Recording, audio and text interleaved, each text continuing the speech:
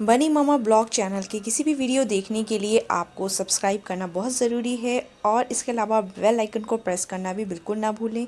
इससे आपको आने वाली जो अपडेट हैं वो आपको लगातार मिलती रहेंगी।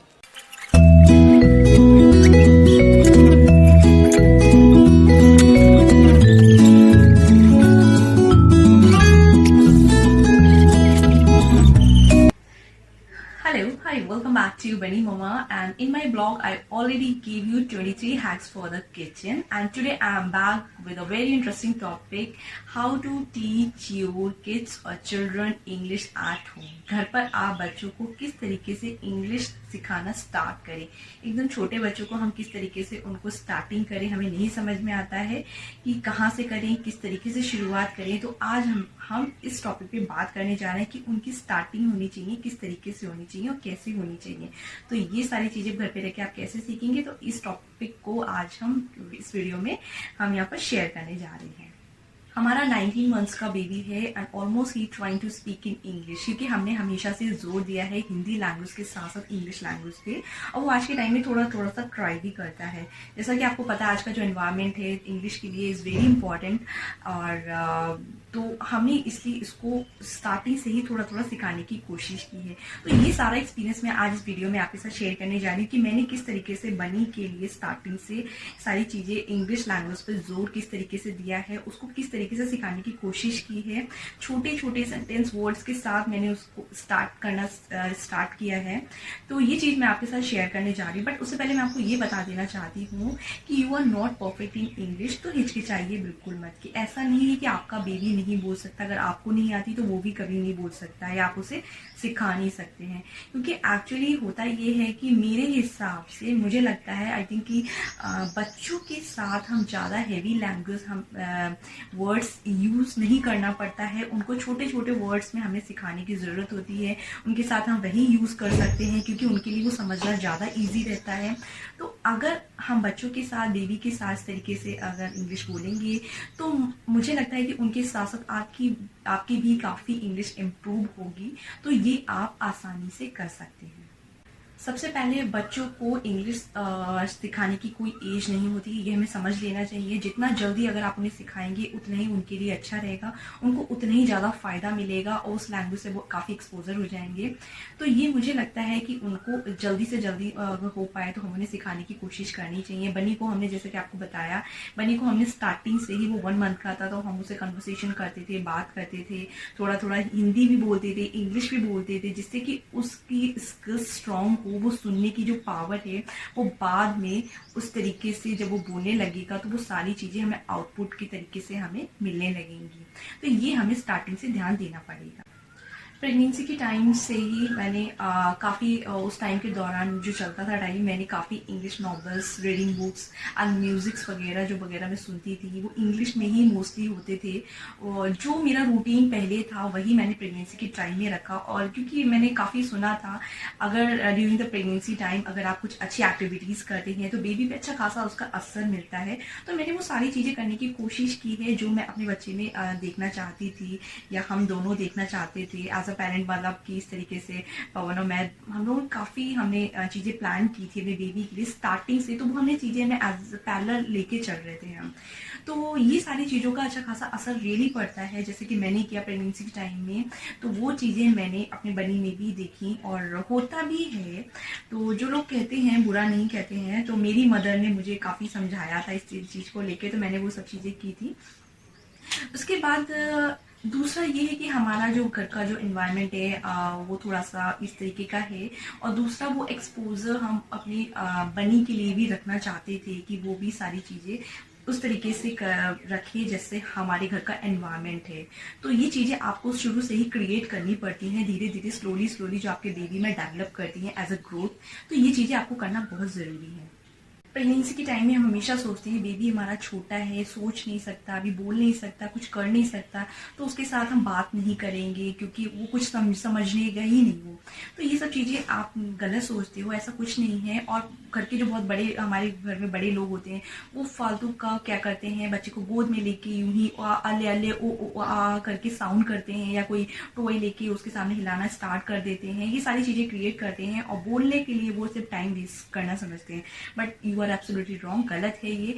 आपको बच्चे के साथ कन्वर्सेशन करना चाहिए इंग्लिश में, छोटे छोटे वर्ड्स होने चाहिए। वो अगर कुछ कर नहीं सकता तो वो सुन सकता है, जो सुनेगा वही चीज़ें आपको डिलीवर करेगा एज अ इंफॉर्मेशन आपको आगे चल के, जिसको आपको काफ़ी फ़ायदा मिलेगा। तो ये आपको समझना चाहिए, इन सारी चीज़ों का, आपके घर के एनवायरनमेंट का, एक उसकी मदर टंग का एक अच्छा होना बहुत ज़रूरी है आपके बेबी के लिए, आपके बच्चे के लिए। तो ये आप पे डिपेंड करता है कि आप उसे किस तरीके से उसको एनवायरनमेंट दे रहे हैं घर का। तो बच्चे के साथ थोड़ा सा लैंग्वेज को लेके हमें थोड़ा सा सीरियस रहना चाहिए स्टार्टिंग से ही, कि उसकी लैंग्वेज कहीं ऐसा ना हो कि कुछ और ही हो जाए।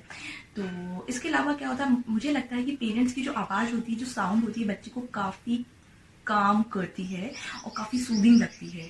तो वो सब चीज़ें अगर आप करेंगे तो उन्हें काफ़ी सीखने को मिलेगा, काफ़ी अच्छा लगेगा, क्योंकि बच्चा जो इन्फॉर्मेशन देता है वही वही ब्रेन स्पीच जो होती है वो आगे चल के डिलीवर करता है।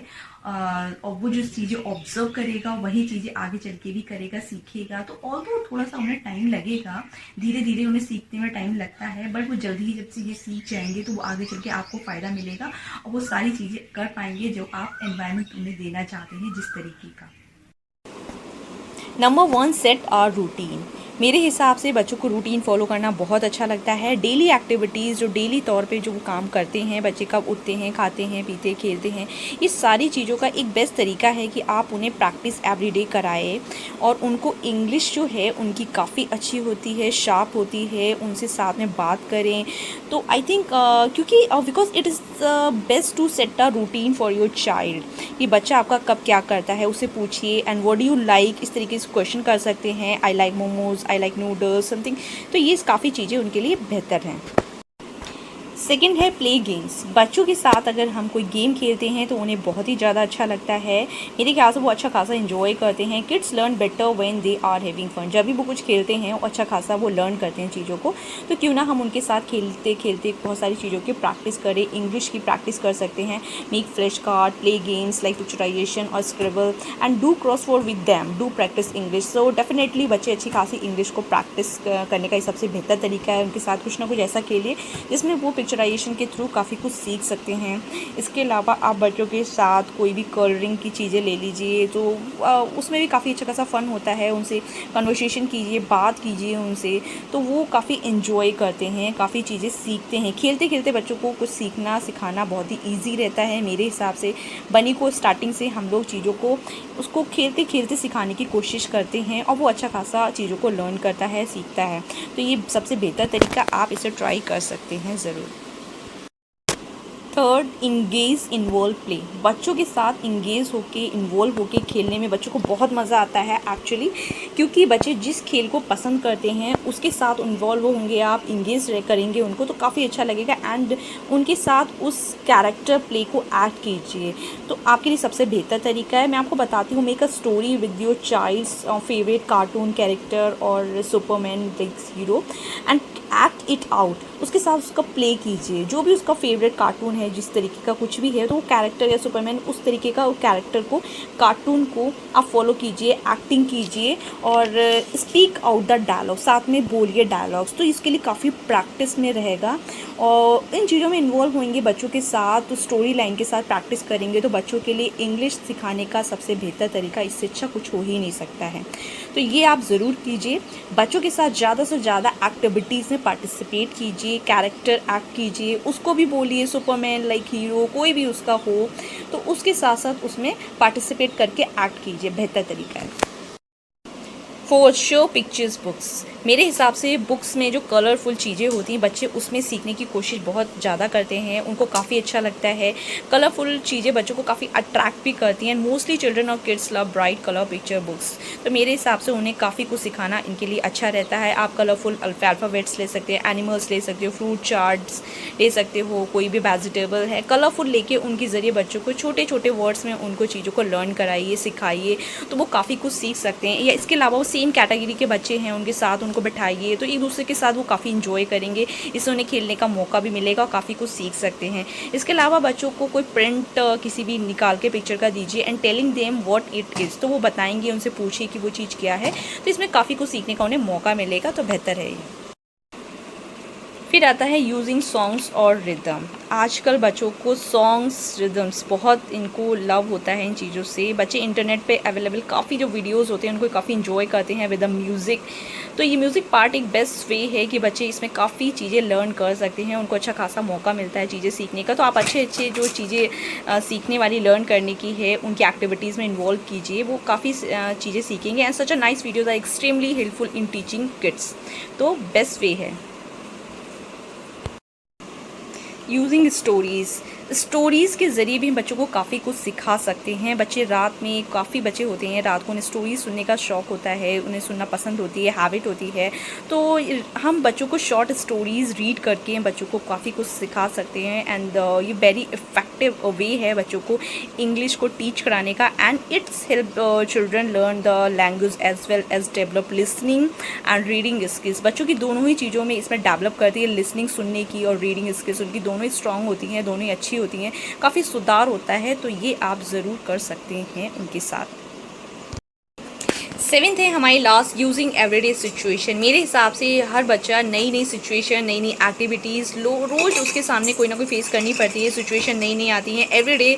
तो वो एवरीडे की सिचुएशन एक्टिविटीज़ में वो काफ़ी कुछ लर्न कर सकते हैं, आप उन्हें काफ़ी कुछ सिखा सकते हैं। And talking about the activities that they are doing as they do it, जो भी वो कर रहे हैं, जिस तरीके से कर रहे हैं, उसके साथ उनसे बात कीजिए, कन्वर्सेशन कीजिए इंग्लिश में, तो वो काफ़ी कुछ सीखते हैं। बनी के साथ हम मोस्टली ये चीज़ें ज़्यादा करते हैं। एंड जैसे कि मैं आपको बताती हूँ, एक बेहतर तरीका है आपके साथ कि suppose your child is getting dress, उसने कोई चीज़ पहनी है और उससे बात कीजिए कि वो किस कलर का है, किस तरीके का है, कैसा स्टाइल है, किस तरीके का उसे अच्छा लग रहा है, बुरा लग रहा है। तो वो सब चीज़ें उन्हें काफ़ी अच्छी लगती है। मेरे हिसाब से बच्चे अगर कोई चीज़ नहीं करते हैं, खाते पीते खेलते हैं या पहनते हैं, तो उन्हें उन चीज़ों के साथ सिखाना काफ़ी ईजी हो जाता है। हमारे हिसाब से जो हमारा एक्सपीरियंस है वो मैं आपको शेयर कर रही हूँ, क्योंकि हमने ये बनी के अंदर ज़्यादा देखा है। वो डेली रूटीन जैसे फॉलो करना उसको अच्छा लगता है, और डेली जो चीज़ें हम उसके साथ कराते हैं, जो मैं आपके साथ बता रही हूँ, वो चीज़ें उसे काफ़ी अच्छी लगती हैं और उसमें काफ़ी कुछ सिखाते हैं। तो ये आप भी पूछिए उसे, वो ड्रेस पहनने के बाद व्हाट कलर एंड स्टाइल्स हों, तो वो बहुत सारी चीज़ें उन्हें अच्छी लगेंगी। इसके साथ साथ मैं आपको एक चीज़ और बताती हूँ, आपको इस डेली सिचुएशन एवरीडे जो एक्टिविटीज़ होती हैं उसके साथ साथ उसमें एक चीज़ और कराइए। आप उसके साथ क्या कर सकते हैं, discussing the type of furniture around the house. घर में जो भी चीज़ें हैं, टेबल चेयर कुर्सी, उसको बताइए कि कौन सी चीज़ क्या है। इसके अलावा जो किचन में जो बहुत सारी चीज़ें होती हैं, बर्तन होते हैं, उनको वो चीज़ें बताइए। बट ये चीज़ें आपको इंग्लिश में ही उससे बात करनी, इंग्लिश में ही उसको सिखाना है। छोटे छोटे वर्ड्स, छोटे छोटे सेंटेंस से ही वो सारी चीज़ें इम्प्रूवमेंट होगी। और इलेक्ट्रिकल चीज़ है, फ़ैन है, लाइट्स है, तो ये चीज़ें उसको बताइए। और उसके बाद एक सबसे बेहतर तरीका, घर के अंदर एक कलरफुल माहौल रखिए। घर में कलर्स चार्ट पेपर लगा के रखिए, फ्रूट चार्ट है या फिर वेजिटेबल चार्ट्स, एनिमल्स, वर्ड्स के बहुत सारी चीज़ें लगा के रखिए। बच्चे कलरफुल चीज़ें बच्चों को काफ़ी अट्रैक्ट करती है, बच्चे उसमें काफ़ी कुछ सीखते हैं, तो ये बच्चों को ज़रूर करिए। सो घबराने की ज़रूरत नहीं है। Don't worry if your kids is taking some time to speak English, but be patience and don't rush. बच्चे जल्दी ही सब सीख जाते हैं। तो ये था आज का हमारा वीडियो। अच्छा लगा हो तो प्लीज़ लाइक ज़रूर करना, सब्सक्राइब ज़रूर करना।